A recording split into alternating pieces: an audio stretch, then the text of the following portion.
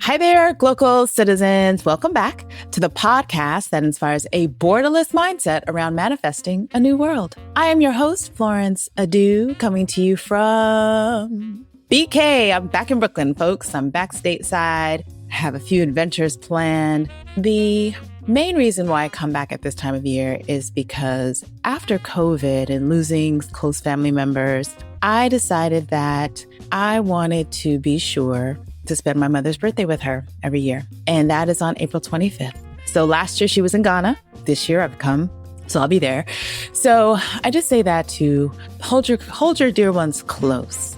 And if you can see them as much as you can do. I feel like it's a luxury that I can in some ways, but that's why I'm back in the States and to get a little bit of a rest from the heat, though it's been quite hot in New York. Apparently El Nino is the reason. That's another reason to love the earth. Let's love it, folks. Let's love it and treat her well because she will win in the end if we're in a race. Let's just be friends. How about that?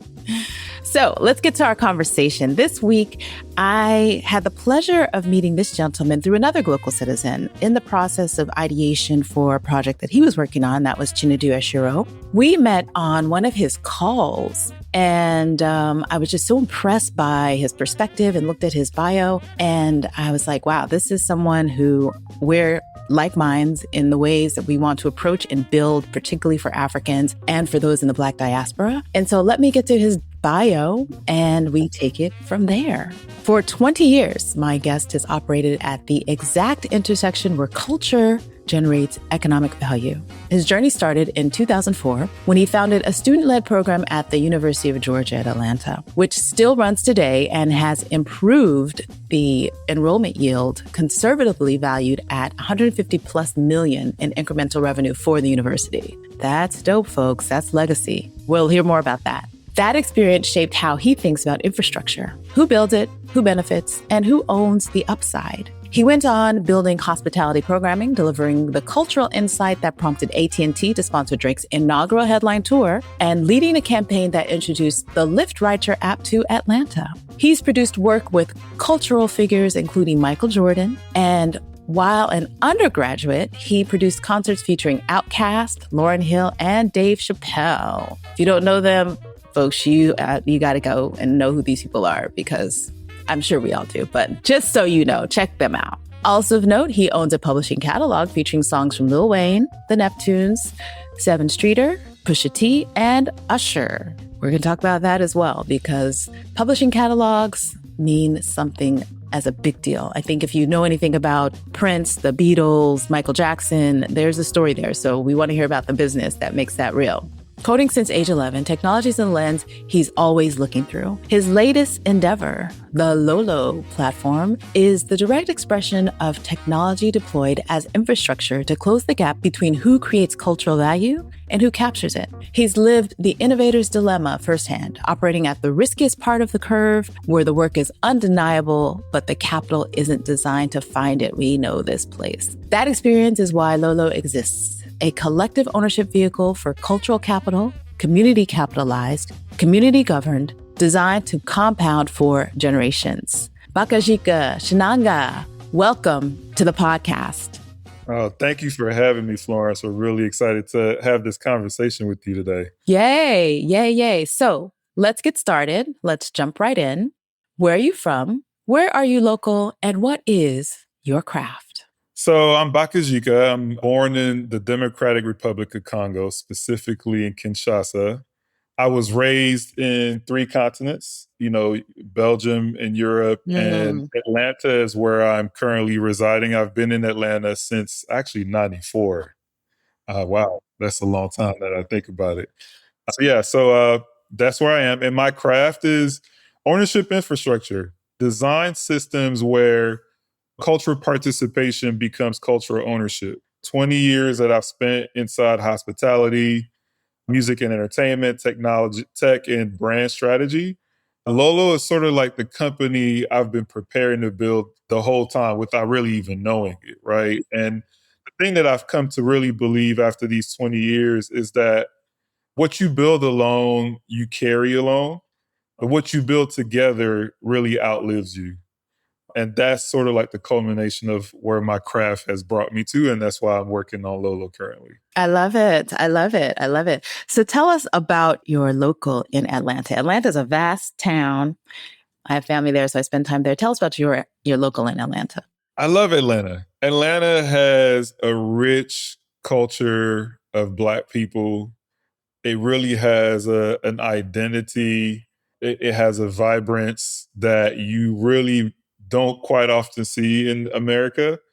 I remember when we moved here when I was about 12 or so when we moved to Atlanta, my family did, and I just immediately just felt like home. This was the closest feeling to like Africa that I could ever kind of like, kind of describe. And it's really been true to that. My whole upbringing and coming up in Atlanta like has really provided like that sense of identity that you don't often come across. And Atlanta is home to, I think, the most Black millionaires in the US, if I'm not Mm-hmm. mistaken. And Mm-hmm. Mm-hmm. simultaneously, though, we have one of the largest wealth gap as well, right? And so, that kind of irony really just presents challenges, but also, kind of created, the window and path to the opportunities that now I'm working on solving. So, Okay. Okay. I like it. You kind of answered my why the where in terms of how did you come to be living, working, and playing where you currently are. So let me flip the switch a little bit and get to this Georgia Daze program. 'Cause I think that's where it all started. So why the where? How did you end up at the University of Georgia? And how did that endeavor come to be?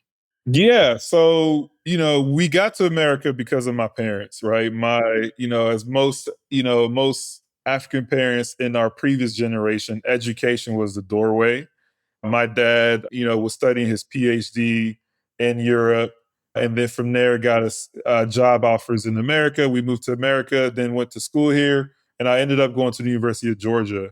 While I was there, I had a great experience within my tribe and community of people like me, specifically people of, African descent or African American descent. And so it was a great experience. And even though it was a great experience, the population of Black people was very low, right? I think at the time we had maybe like 2% Black people out of 30,000 people in student population. And it was like around 2003, 2004, affirmative action was up in the Supreme Court. I think the University of Michigan had a court case in the Supreme Court to essentially end affirmative action. And I remember being at the student center as, George Bush was showing up on all the news stations speaking about his support of ending affirmative action. And while, the TV was on, there was just a whole bunch of students standing there. I just saw a few Black people crying, and they were kind of like, man, we already have like a low population of Black people at school. It's probably going to get even worse, right? And I immediately just felt the urge to like figure something out. I was 19 at the time. I'm like, I don't know what I can do, but I'm like, I'm just going to figure something out.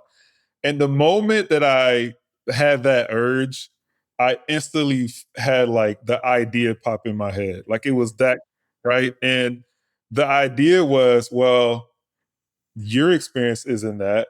So why don't you allow high school students to have the same opportunity to experience what you're experiencing, right? And so it kind of fleshed out into inviting high school students who are considering various schools for college, where they come to the school, attend as a student, go to class, go to the dining hall, just be a college student for an entire weekend. I called a couple friends that same day and I was like, hey, I got this idea. We love your help. That turned into us, having a secret meeting to get students to be student hosts for this weekend. 150 students showed up to the secret meeting. And then by the fifth day of this, as we're just kind of like piecemealing it together, I get a call from the AJC, the New York Times, the LA Times, and they're basically like, "Hey, we're hearing that you're created a program that's counteracting George Bush supporting ending of affirmative action." It was that fast, like Wow. literally, and this is like pre-social media. So I don't even know how it traveled and how they heard about it, but the word did get out there. And so it became an instant success. We brought in student that first year. All of a sudden, the school sponsored free food for the students and really helped provide resources. And that first year, we had about 50 students show up, and we shattered the historical application of this of like Wow. from minorities, not just Black people, but just minorities across the board. So we shattered the application, we shattered the acceptance rate just within that one weekend. And it became, the school basically adopted it as an official program, and have ever since then it has become a really, cultural epicenter in like the ecosystem for the Black community, right? I have gone back to homecoming a couple times, and the culture and the that you kind of see is like night and day from what we experience, right? I believe the university has received like diversity awards for like 10 years straight, and president of the school has attributed Georgia Daze as one of the key factors. And there was a case study recently done about it by the university, and just speaking about just the outsized yield of the impact of it. And so the lesson that I learned from that experience was just the power of community, the power of the cultural power that we have that we often don't look at as a resource. And I just wanted for people to just have a weekend experience, and it turned into an institutional legacy situation. And so I'm really grateful for that opportunity and that journey, and it still impacted me to this day. I love it. And what's key is how you are able to quantify the impact, right? Because this is real money. And this is what, has been left on the table for generations by excluding people of color and Black people. So that's amazing. Kudos. I love it. So let's talk about the money a little bit more. You finished school. You got to figure out what to do. It seems like you had a very prominent social presence on campus, right? So you were doing concerts, things like that. How did you merge your tech with your entertainment interest and create economic value for yourself? Well, so one thing, I actually didn't finish school, which is, Okay. and I mean, talk about that coming from an African household. You know how that Right. was an experience. But I'm big on education, right? So I started coding at the age of 11. Like I said, my dad was he was a mathematician and also a computer scientist. So we were one of the few like houses that had an actual computer very, very early. Like I would say in the late 80s, early 90s. We already had a computer in our home. So I was playing games, but back then to play a game, you actually had to type in code just to get the game to, kick off. So fast forward to school, right? I studied computer science. That was my major in college. But I realized while I was also doing that, I just had other interests, right? I started, I produced concerts for the school organization that where you can produce concerts. So brought Outkast for Homecoming, brought Lauryn Hill and several others. So I got exposed to other industries besides just the craft that I was really studying at the time. And I just saw myself, post college, and I felt like even though I coded, I didn't really like sitting on a computer all day and coding. I'm one of those people that really enjoy like connecting with people. I do have ideas. I do think from a technology innovation perspective, but more so from a business creative perspective than like a development engineering perspective. And so I decided, when I got to my senior year, Georgia Days happened. And I felt like that was like my thesis. I did Right. something of major impact, Yeah.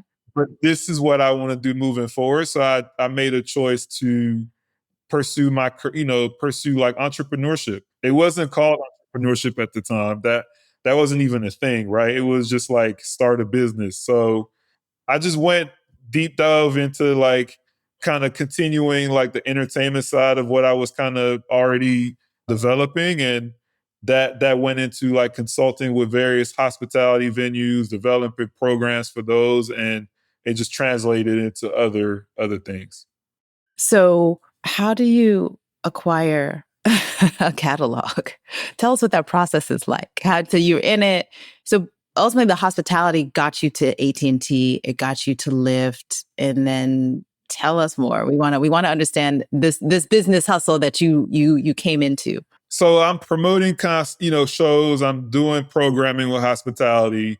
You meet a lot of people in that journey, right? You meet artists, you meet producers, songwriters, and a lot of them would just see how I moved and really just appreciated what I was doing. So I built a lot of great relationship with people over the years. As from doing events, you often hear about people looking for sponsorship, right? So that's something that just was always a prevalent need. And so again, somebody like myself, if I don't know how to do something, I'm gonna put all I can into figuring it out.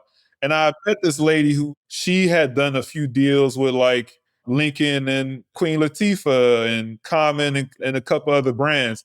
And I just told her, I said, look, this is what I've been doing. I really want to learn what you know. I'll work for free. I just want to kind of soak up all the game. And so she taught me what she knew. And one day she had lunch with this agency that represented AT&T, and they were looking for artists. I, sat down at that meeting, and I was also interning at a recording studio, right? So again, I'm not afraid to work for free for things I want to learn. So while I'm doing events, parties at the biggest nightclub in Atlanta, I'm also like working for these two entities, a studio and this agency. And at that studio, it happened to be the studio that Lil Wayne kind of made his home when he would come to Atlanta. And it was around the time that he started to like collaborate with Drake, right? So he would fly in Drake and bring him to that specific studio. So I got to meet Drake, but know about Drake way before he ever became who he became. So I knew that was coming down the pipeline. And so when that meeting happened with the agency for AT&T, they were looking for somebody. Drake had So Far Gone was starting to bubble in the radio. And I just say, hey, I know a guy. I think this will be the perfect artist. I really believe he's going to really take off. And that ended up becoming a sponsorship partnership for $1.4 million, which really funded his first headline tour and helped catapult what he was already going to become, right? But it definitely played a small part. A few years after that, again, there was a small startup that was providing ride shares out of San Francisco, and they were looking to really activate in the market. Having my background in Atlanta and just knowing the scene, I got a chance to work with their team on just their rollout of introducing Lyft into various markets. And so produced a private event for about 1,000 people. And these were really the first Lyft rideshare individuals in Atlanta. And Lyft became what it became over the years. And so eventually, a lot of artists would just be people I would meet over the years, right? A lot of producers and songwriters. And so one day I just really took it more seriously, because I just had been exposed to music. I had a passion for music. I was a part of a music production team when I was younger. So I was already kind of into it, but just never took it serious until that point. And it was a couple artists and songwriters that I really believed in. And I separately met them at the same time, but I was just had this conviction like I really can help them. And I just decided to take that step. And so I signed both of them to a music publishing company and also a record label. And one of them was really a prolific songwriter. And we just hit the ground running. I leveraged all the relationship that I accumulated over the years and doing events and concerts and working in hospitality, and got him in the room with as many producers as possible. And the first placement we got was on Lil Wayne's funeral album. There was 2 songs on there that he wrote. And that was really our first like major placement. It ended up being a was number one first week on Billboard charts. And so that was my exposure to like, okay, this is really how it works. We did a partnership with Sony Music for him as a songwriter. And we just kept building and growing and just build, just tapping into more relationships. And, the catalog just kind of organically grew from the relationships that we had. And the next thing you look up and you're like, wow, we got song with the Neptunes and we got Oh, okay. so these are just things that accumulate over time, but it's very relationship based, right? Like most industries, the music industry is very like relationship focused. And so I was able to be fortunate in all my years to really build some strong relationships that I could really leverage and create a publishing catalog. Wow. Okay. So that I understand the business process, right? So you meet someone, he's talented, he's a songwriter. So would you say that you were a manager? Like what kind of role would you describe as that? An advisor that then placed him into, this catalog category? It was definitely a manager role slash executive role slash mentor slash Mm-hmm. step in dad. I mean, Oh, okay. you kind of play so many different roles when you're like developing talent. And so the process is essentially right. The first thing you want to do is one, make sure you're signing talent that you believe in, right? It's really about the conviction of their sound, their lyrics, what they're about, etc. And from there, it's really about collaboration, and collaborating with people on your level and getting and just building a catalog of songs. And some of those end up being songs that are put out by major labels and do really well. Others just are released independently, right? And maybe the artist then eventually takes off on their own, right? So it's really about collaboration. And so when you come with somebody, let's say you're a songwriter, I'm a songwriter, right? And we decide to work together. What happens is that song has two sides to it. There is the publishing side and then there's the master side, right? And so the publishing side is the songwriting, the copyright, the songwriting, the melody, the lyrics. And then the master is an actual finished record of that same song. And so when you release a song, you really have two pies, 200% pies that's being shared. And that is how those relationship and collaboration are then monetized when they go to market. Okay, music publishing 101. I love it. I love it. I love it. And so I have to ask, you're in tech and thinking about now this monetization of catalogs. Of course, the question is, where does AI sit now in accessing, and how are you protected with these LLMs, if at all? It's a very interesting time. And I think AI for me across the board could either be you can either work for AI or you can make AI work for you, right? And so I think when it comes to music, the music industry specifically, there's a lot of like great use cases of for AI.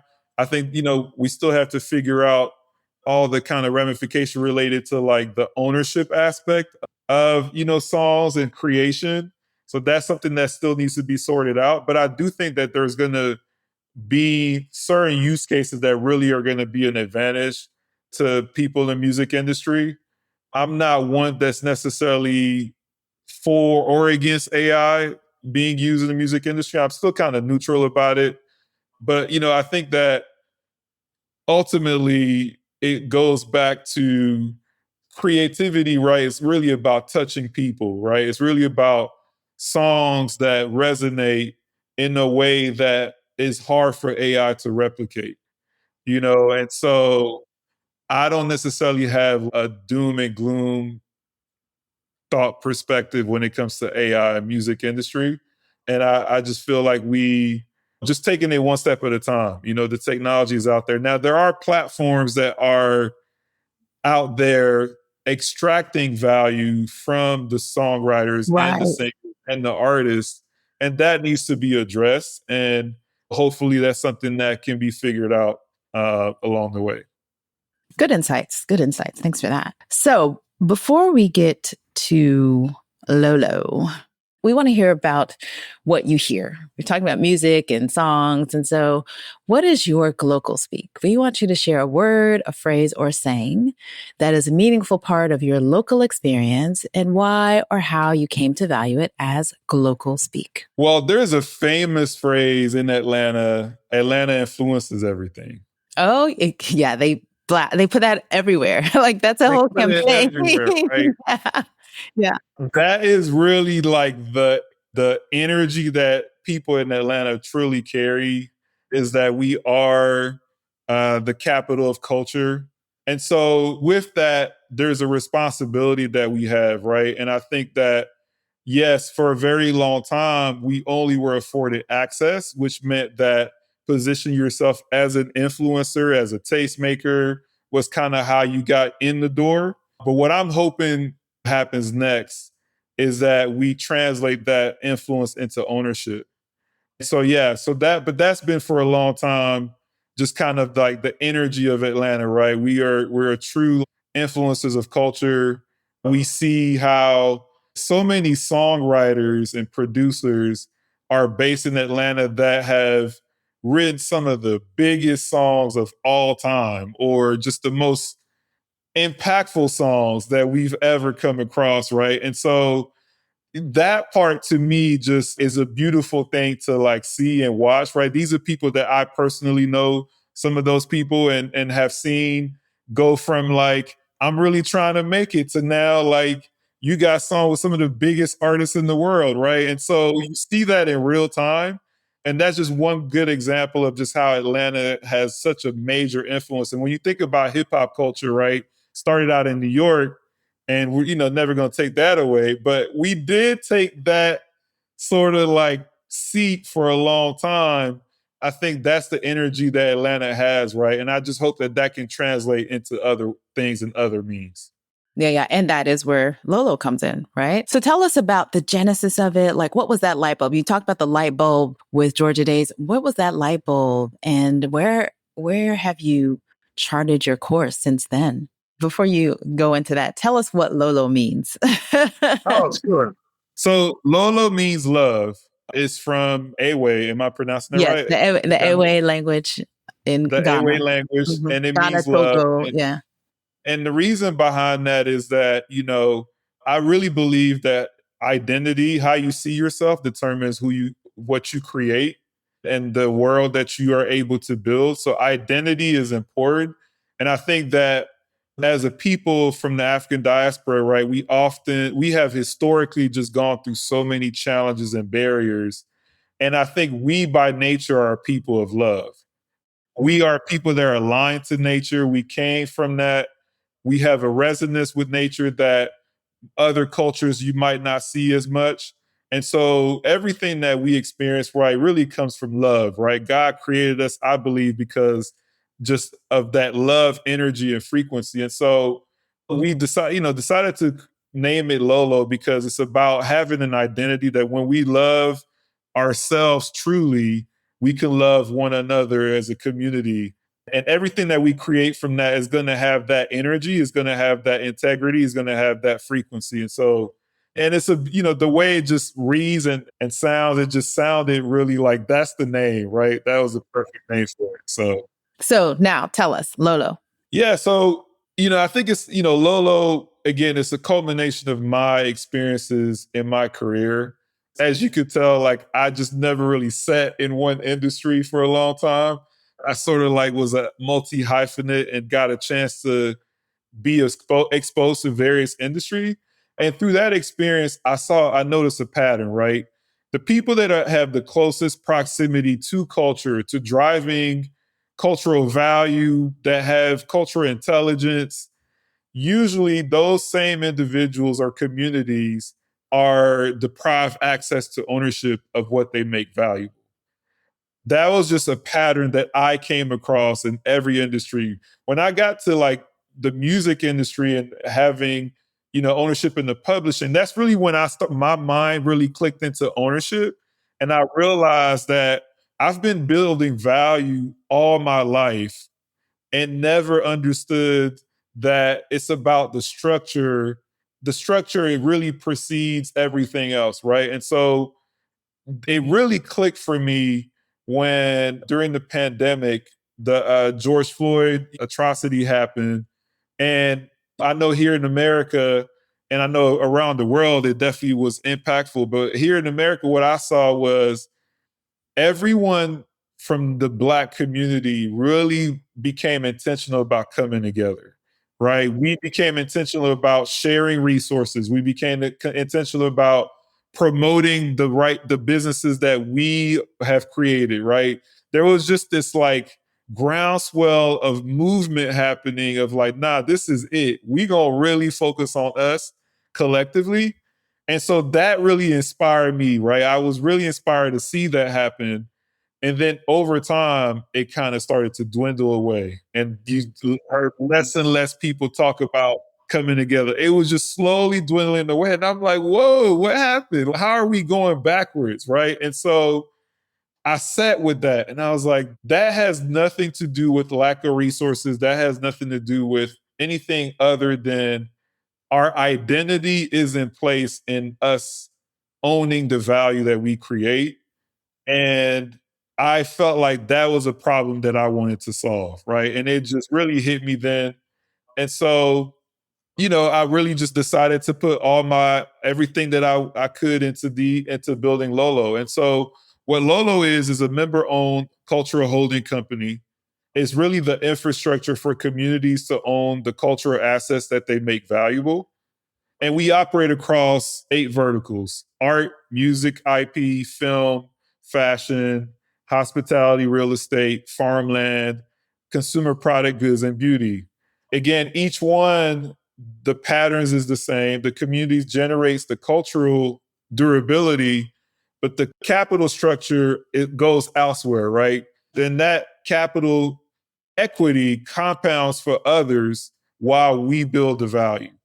And so lOlŌ is just really here to like put the community on the ownership side from the very beginning. Not because it's a concession, but it's really just a design principle on own the value that you create. And, I really believe that we have been taught to be consumers and customers, and ultimately, it's not what you spend that matters, right? It's what you own when the spending stops. Mm. So I really wanted to create a vehicle that is the reverse of that, where we're able to own the value that we create. And we're in beta right now. We have assets in the pipeline. We have farmland that we're in due diligence with. There's artists with collectors like George Lucas and LeBron James and Beyonce, and we have films that we're looking at. So we're accumulating a pipeline of assets that we're going to put in front of our members. We do have a wait list that I had to shut down because it was growing so fast just off of word of mouth. And the reason why was because, again, we were still figuring out the structure of this, iron out all the kinks and stuff. And so, we're in the process of reopening the platform for people to be able to join. But again, we just wanted to make sure that we have the foundation together. Sure. So what does it mean to be a member? That's a great question. What it means to be a member is to transform from being just an earner by default. And there's nothing against being an earner, right? That's the foundation to why we go to school and why we, work so hard. But it's really about the transformation of being an earner to an owner. When you study any dominant communities that are dominant from an economic perspective, there's a certain pattern that they embody that has enabled them to become dominant economic groups. And so, what it means to be a member is for you to join a community that is focused on really creating generational wealth that we can pass on. When you break down the definition of an asset, it really is just a property that allows an estate, right? When somebody passes away, that same person has properties that can be used to pay for whatever debts that they may have after they pass away. That's the definition of an asset, right? And so we as a community don't really own assets, right? Here in the United States, Black people collectively spend $1.8 trillion every year. And we probably own less of a fraction of a percent of that as assets. And that's not a fact, right? Scarcity is not a fact, right? It's just a failure of structure. And so when we design the structure, which is what we're doing with lOlŌ, you can then invite in a community into that design. And what comes out of that is that you're owning the value that you create and things that you already consume, you're already spending money on every single day. And so that's what it means to be a member, right? You're participating in an ecosystem that sees you as a sovereign being who have rights to ownership and to equity and to things that you could pass down to your next generation. And that's why I'm spending all my time building this. So it sounds like hybrid co-op slash investment fund, right? Because in some ways, it sounds like those tangible assets that are coming, like the agriculture and the cultural experiences and things like that. That's a co-op. So if I'm a member, I'm thinking, oh, one of the assets is having a show. So because I'm a member, I get to go to this show and I get XYZ from this show. And at the same time, one of the assets is producing this blockbuster new product. So I have access to that product, not only in the actual product, but then also in the returns on the investment that I've made into the lOlŌ, the platform. Is that? Yeah, absolutely. Yeah, it definitely has elements of a co-op. It definitely has elements of an investment fund. What we are doing from a structure standpoint is incorporating and leveraging the technologies and the legal structure that's available out there that maybe wasn't available 5-10 years ago, right? So you got blockchain technology, which really allows us to create embedded wallets for the members that tracks their ownership, their identity across the assets. That technology is really in service of the whole structural goal, making collective ownership as easy as an app, right? And so we haven't really had a seamless way for us to just say, hey, I spend $20,000, I don't know, hotels every year, right? Why don't I invest in a hotel brand that I know I'm going to like stay at when I travel? So there is co-ops, there is investment funds, but oftentimes you either have to know the right people, you got to be invited in. The check size in order to be able to participate is usually larger than what most people may have available. And so what we created is a club experience with belonging that basically enables our members to become owners. So the infrastructure has blockchain. The legal structure is out there where you now can invest even as someone who may not have the high net worth capital. You can now invest a certain amount of your income every year towards assets, right? Which that wasn't always available. And so we just created a vehicle that's unique, that's like seamless, that you can carry in your phone, and that really facilitates a community experience. So your target is the diaspora, I'm assuming. So it's everyone who's interested and able and gets it in concept. But who is your real, like your low hanging fruit? Who are you targeting that helps build the foundation that then grows to other communities? That's a great question. So the low hanging fruit, I think the early adopters of this are individuals they have mastered being able to earn. Whatever industry they're in, they've been able to rise up the ladder, the corporate ladder. And what most of them experience is that glass ceiling. You're going to get up to a certain point. This is the last stopping point. You're not going to get past that point. And so that to me is like and they also have cultural fluency, right? They come from the diaspora. They're very in tune with what's popular within the culture. And so when you bring that person in at the foundation, you're bringing in individuals who know how to earn because they've done it, their whole career. And they haven't really been provided that vehicle to continue to grow past whatever that glass ceiling might be for them. And now we're providing that infrastructure where they can now accumulate high value assets that they might not be able to afford individually, but can do so collectively with other high earners from the community. Those are like our early adopters that we believe are the key individuals for like the foundation of this, right? And then from there, we want to there's a trickle down to like the rest of the population. Okay. So you kind of have your tastemakers, so to speak. I think you mentioned it, like those who have the ability to influence in a way that also uplifts. Influence and tastemaking is one part of the equation, right? But it's also the capital as well, right? Right. We have, for example, we have a real estate asset that we have under letter of intent, right? So we have locked in to be able to like do due diligence on. The whole project cost is about $20 million, right? And so when you bring in debt capital to maybe cover, let's say, 60% of that or so, let's say you're left with about $7 to $8 million of equity, right? Typically, it's high net worth individual who participate in that into that $7 or $8 million. So the check size minimum might be like $100,000, $250,000 at the minimum, right, to be able to join. What we're doing with the same exact asset is saying, look, we're going to allocate $2.5 million of this for members who can invest $2,500, right?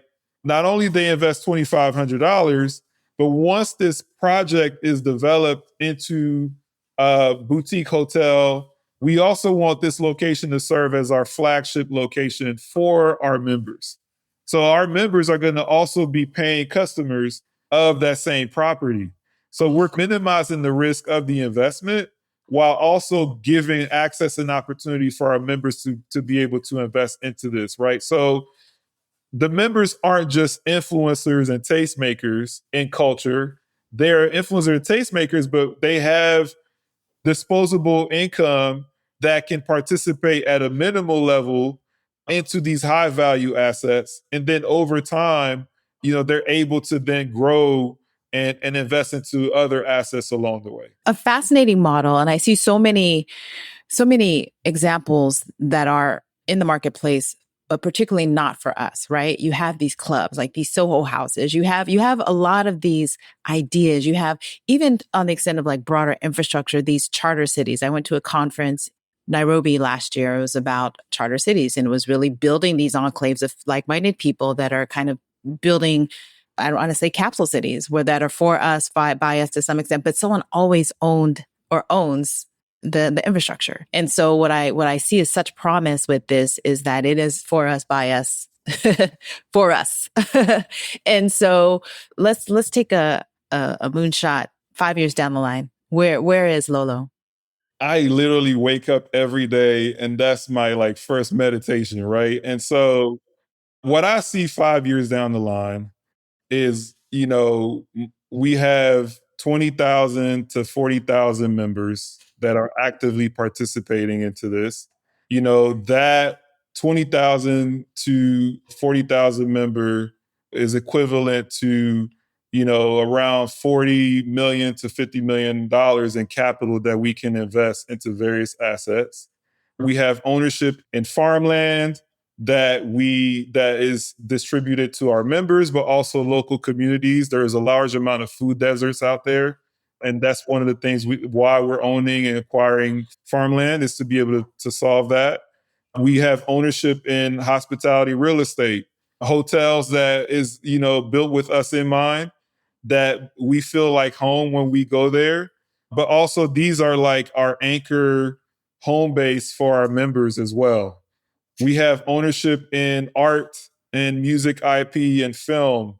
It's very important that we have the ability to tell our stories as a people. And oftentimes, the system as it's set up, those individuals or companies are going to tell their stories. And so when we invest in assets like music and art and film, it's not just for the sake of entertainment, it's for the sake of the identity that we can transfer into our kids that enables them to see themselves in the right light, right? And so we have ownership in those in 5 years. And we just have a thriving community and a foundational infrastructure that enables us to really scale and grow to things that I don't even think I'm able to imagine right now, but I do believe that we're able to get there collectively. I love that you said that because that's so realistic, right? A lot of times we think, oh, we're going to have millions and millions and I have 1 million followers, all this stuff. That's not realistic. That's fluff. For you to say realistically 20 to 40,000 members, that's real. That's what it takes to build from the grassroots to community. So I love that you said that. And I see it. I see that this is the new model for redeveloping the diaspora and globally. And so thinking of that, I want to ask you about your mindset hack. How do you hack your mindset? Being is the key, right? I wake up every day, and the first thing that I do is I meditate and I really tune into the version of myself that I want to see in this world, right? And so I really connect with the feeling of that experience of accomplishing my goals, of all the goal, the desires and dreams that I have being, actually happening. And what that does, it puts me in the mindset and the energy space of tackling that day, knowing that it's already conquered, right? And I operate from that. And when I don't do that, my days is like I'm reactive to the day, right? And so things are happening to me. But when I do implement that, it's like I'm really in the driver's seat of creating that day. And if something bad happens, it is what it is, right? It doesn't really move me off of like my focus and where my consciousness is. So yeah, that's my mindset hack of it, that I do every single day. That's great. And it's so interesting and insightful that you notice when you don't do it, what happens, right? Oh yeah. So that's so key. And it's so interesting that you say that as I look at you sitting in a throne. I love that is a piece of furniture that you have incorporated into your life because that says a lot. Yeah, no, I give credit to Vivian, my life partner. She, environment, design, and aesthetic. It's a big thing for me, but she actually knows how Yeah, to execute it. sure. So she really knows how to make the space feel a certain way, feel like home, but also like reflect the identity that we have for ourselves. I love So it. Yeah. I can't take the credit for the throne. Share. It's all about sharing, right? For sure, So, for so sure. Bakajika, this has been so awesome learning about this business and this focus, but we also want to know who you are when you're not working and building. Are you a reader? Are you a watcher? Are you a listener? And what are some of your favorite reads, watches, or listens? Or what else do you do in your off the clock time? Well, one, I'm a father. Okay. My daughter Izara, who's 7, is going to make sure that I'm reminded she is the center of my universe in faces. I have a 16-year-old son who every day is like showing me like how like he's like a reflection of a younger me. And I'm like, is this how I was when I was young? So being a father really grounds me, into like why I'm even doing this. And then I also, from a reading, watching, and listening, I'm a big podcast listener. Like I consume podcasts all day long. So I love your podcast and what you're doing. And then reading wise, there's a book that I read recently called The Science of Scaling by Dr. Benjamin Hardy. And one of the concepts he talks about is the concept of an impossible goal. And that is like, it's so beneficial and valuable to set a goal so big that it feels impossible. Because what it does is it forces you to like redesign your thinking, redesign your habits, your daily task, And that really has helped me because I believe like this goal that I have for lOlŌ is like we own billions of dollars in assets collectively. And to some, it might feel like that's an impossible goal. But for me, like I'm able to look at it from a perspective that, like, no, the fact that it is an impossible goal, it forces me to like redirect and reshift my focus and my day and my time. So I love that book for that. I'm listening to this artist that I actually am working with. Her name is Joy Leone. She is based out of Atlanta by way of Phoenix, Arizona, but currently based in Northwest of California. And I'm really excited about her, because one, we share the same birthday, Okay. And what day is that? April 20th. And my birthday's Oh in a my few days. gosh, Monday. Yeah. Uh-huh. So we share the same birthday. I love, she again, it just reminds me of myself when I was younger, right? We're about 10 plus years apart. And we gravitated to each other just again. Like I just felt like this was a younger version of me in a woman's body and has a unique talent, unique perspective. A lot of people say, she reminds them of Sade a little bit. So she has alternative R&B sound. We are growing like an international audience organically. And so I'm really excited about her music that's coming out this year. We have about 10 songs that's coming out. So I know it's a shameless plug. No, it's a great one. We love to hear the new and next. So that's great. Thank you. I guarantee you're going to thank me as you hear the music. Yeah. Joy Leone. That's me. Follow her. Okay. On all her platforms. That'll be in the show notes, folks. You heard it first here. Watching is Dreamy Whilst Black. Oh. Have you seen that show? No, I haven't. Oh my God. How have you not seen this? Well, what platform is it on? I believe it's on Showtime, either Showtime or Paramount. But just look up Dreamy Whilst, WHILST, Black. It's basically about a guy who comes from a Caribbean African family. And it's like he lives with his mom, and you get a mix of like African culture mixed with Caribbean culture, but it's based in the UK. So you also have like that kind of UK culture. I've heard of this one. I've heard of it. I just haven't seen it. Okay. Yeah, I love it. I mean, what I love about it, again, it's, just kind of showcasing the lens from our culture and perspective. And this guy, he's like a emerging director in film. And it just kind of paints a picture of him trying to get out there and make it as a director and what you got to go through just to be able to tell your own these stories, right? Your stories from your culture and the challenges and barriers that you kind of go through in doing so, right? And so that's a great show. I definitely highly, highly recommend it. Okay, that's a good one. Good. You've given us great tips. Great tips. We love it. We love it. We love it. This has been so wonderful. I so appreciate having this conversation. Looking forward to staying connected. Looking forward to spreading the word about lOlŌ far and wide. And so before we sign off for today, do you have any last thoughts you'd like to share with our listeners? Well, first of all, I want to thank you again for, having me on. Like, I really enjoy having this conversation. I think it's very important that we're able to come together. And I think, the last thing I will share is that, what you build alone, you carry alone, but what you build together outlives you.